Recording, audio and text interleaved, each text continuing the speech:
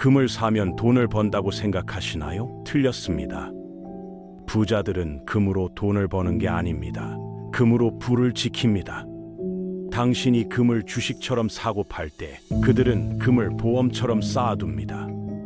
당신이 가격이 오를 때 사고 떨어질 때 팔 때 그들은 아무도 원하지 않을 때 사서 평생 보관합니다.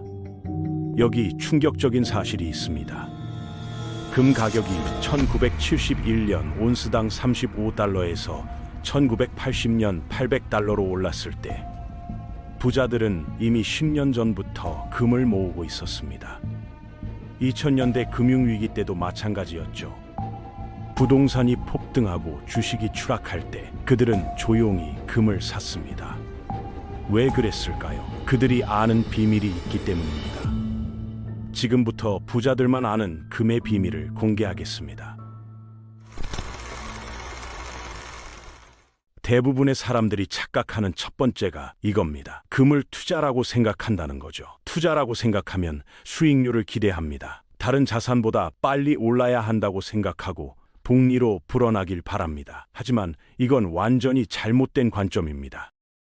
부자들은 금을 돈으로 봅니다. 진짜 돈이에요. 5000년 동안 가치를 유지해온 돈 말이죠. 역사상 모든 결국 휴지가 됐습니다. 독일 마르크, 짐바브웨 달러, 베네수엘라 볼리바르 전부 가치가 0으로 떨어졌어요. 하지만 금은요, 여전히 가치를 유지하고 있습니다.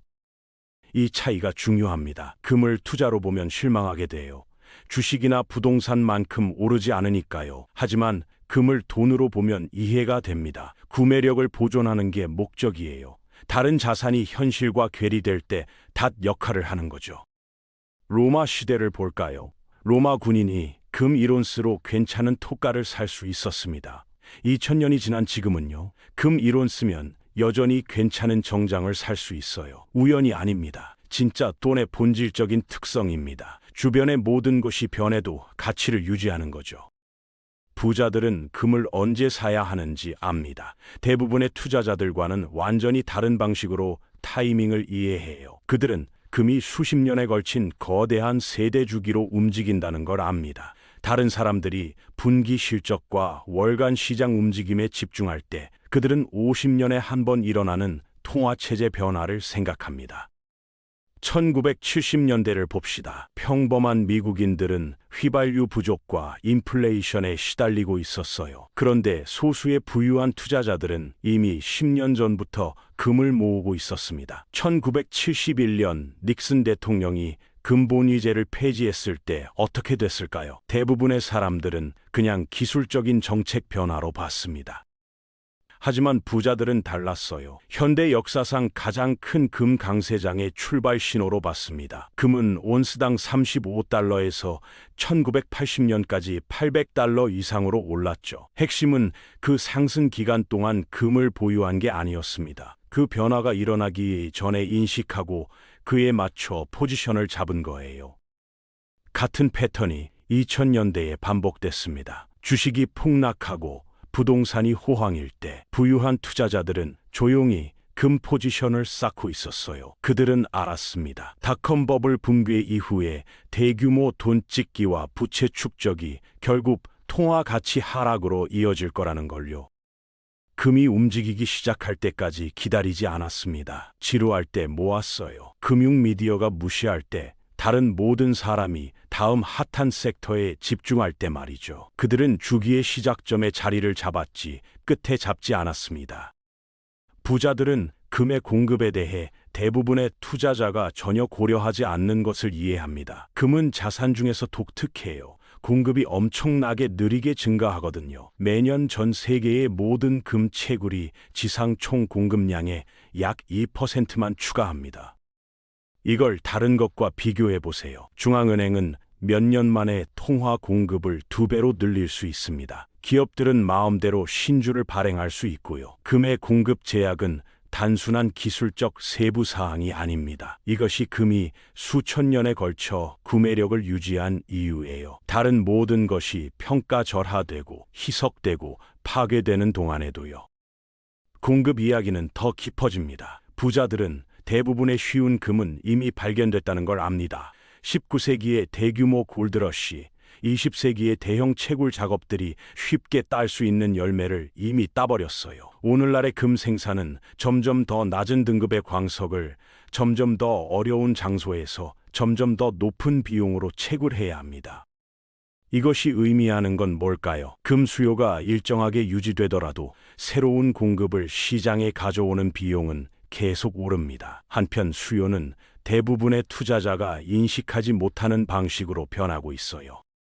수십 년 동안 금 수요는 주로 보석과 산업용으로 이뤄졌습니다.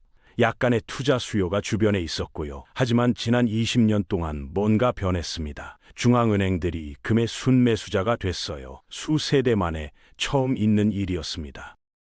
중국, 러시아, 인도 같은 나라들이 엄청난 금 보유고를 축적하고 있습니다. 투자가 아니라 통화 자산으로요. 달러 기반 금융 시스템에 대한 의존도를 줄이기 위해서죠. 이 중앙은행 매수는 현대 시장에서 전례 없는 무언가를 나타냅니다. 이들은 빠른 수익을 위해 금을 뒤집으려는 트레이더가 아닙니다. 수십 년 또는 수세대 동안 보유할 전략적 보유고를 구축하는 국가들이에요. 중앙은행이 금을 살 때 그들은 본질적으로 거래 가능한 공급에서 영구적으로 제거하는 겁니다. 그리고 그들은 연간 수천 톤을 사고 있어요.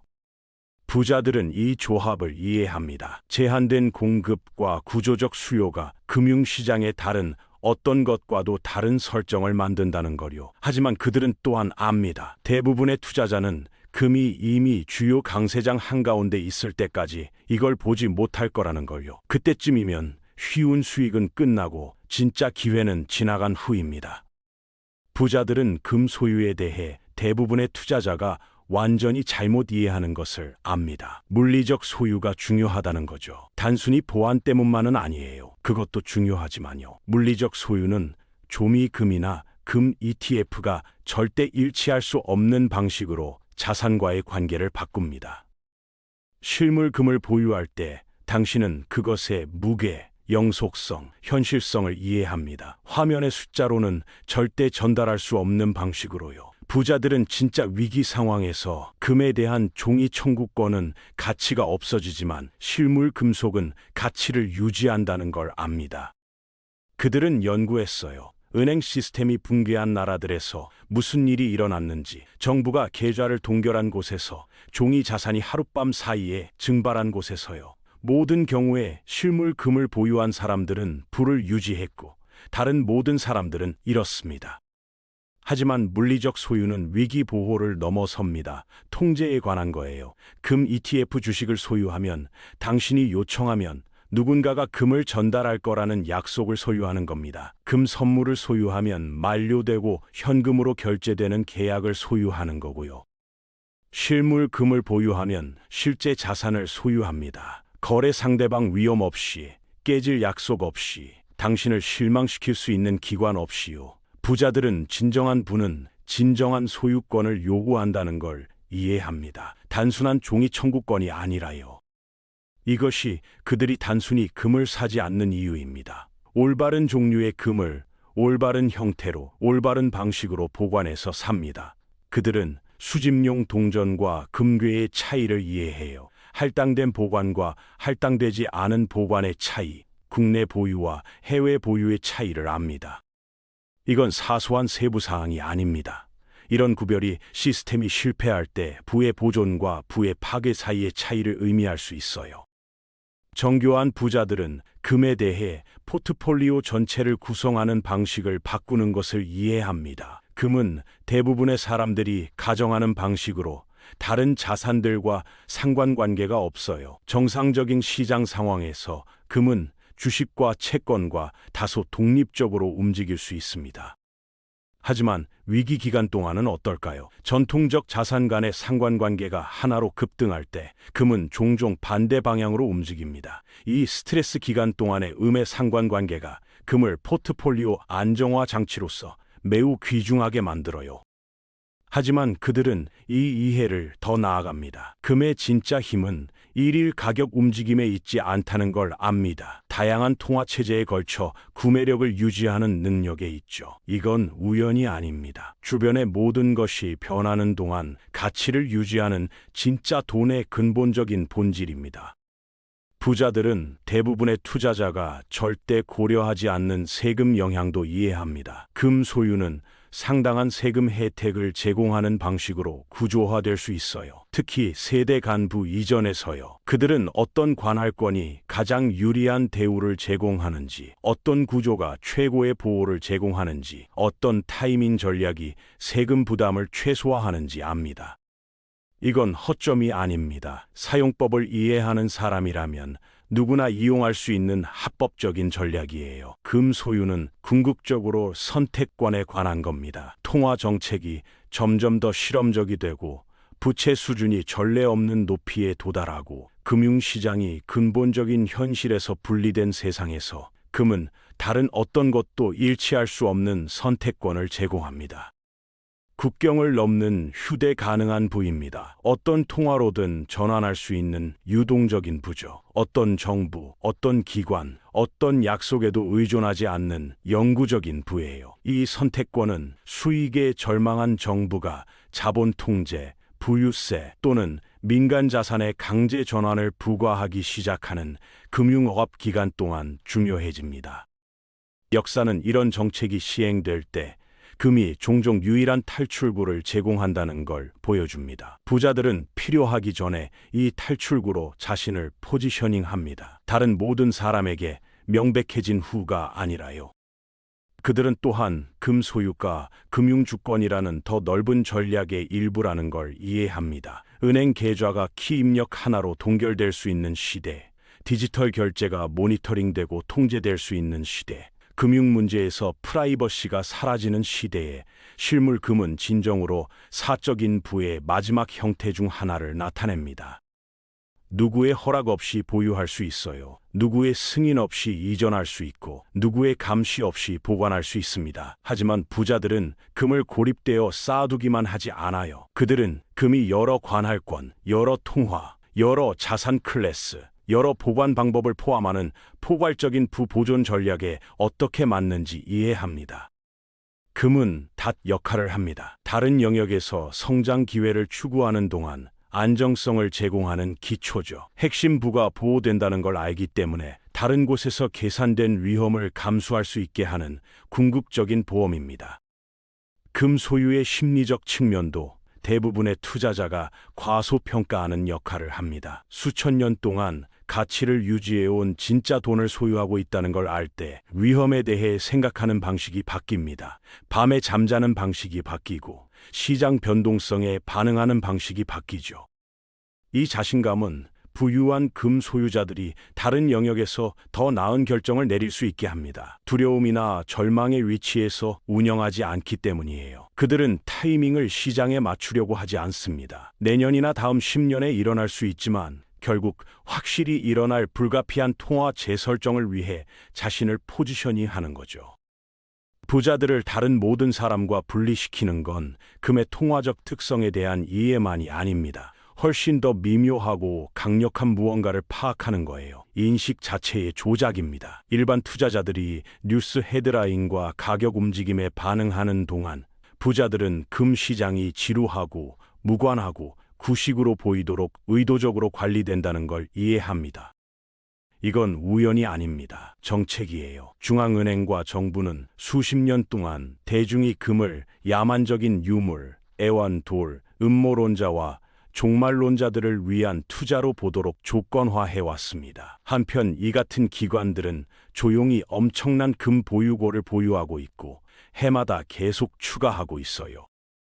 그들이 공개적으로 말하는 것과 사적으로 하는 것 사이의 단절이 글로벌 통화 시스템에서 금의 진정한 중요성에 대해 알아야 할 모든 것을 드러냅니다. 부자들은 이 선전 캠페인을 있는 그대로 인식하고 그에 따라 포지션을 잡아요.